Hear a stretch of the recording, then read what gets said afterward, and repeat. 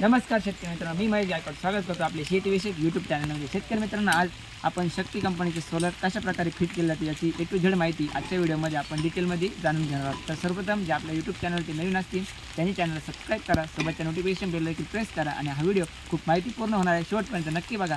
आवडल्यास लाईक करा, तुमच्या शेतकरी मित्रांसोबत शेअर करा.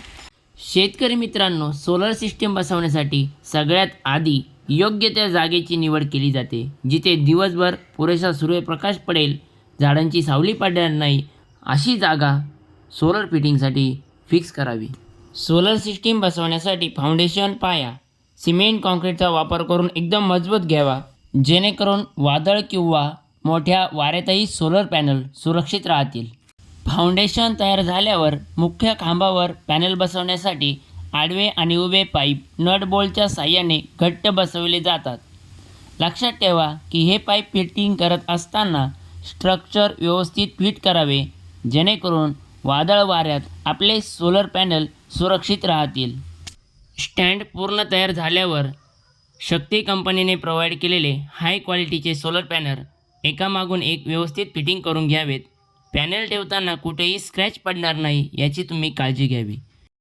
हे पॅनल स्टँडला खालील बाजूने झेड क्लॅम्प आणि बोल्टच्या मदतीने एकदम टाईट फिक्स केले जातात, जेणेकरून ते अजिबात हलणार नाहीत. पॅनल बसून झाल्यावरती काम सुरू होते ते वायरिंगचे. सर्व सोलर पॅनलचे पॉझिटिव्ह निगेटिव्ह वायर्स एकमेकांना सिरीजमध्ये किंवा पॅरलल पद्धतीने कंपनीच्या मार्गदर्शक तत्वानुसार जोडले जातात. त्याचबरोबर ग्राउंड आर्थिंगचे काम करणे खूप गरजेचे असते. मात्र लक्ष देऊन चांगल्या प्रकारे आर्थिंगचे काम करून घ्यावे, म्हणजे पावसाळ्याच्या दिवसामध्ये कंट्रोलरला हात लावला तरी मुंगे येत नाही किंवा आपल्या त्या ठिकाणी झटका बसत नाही.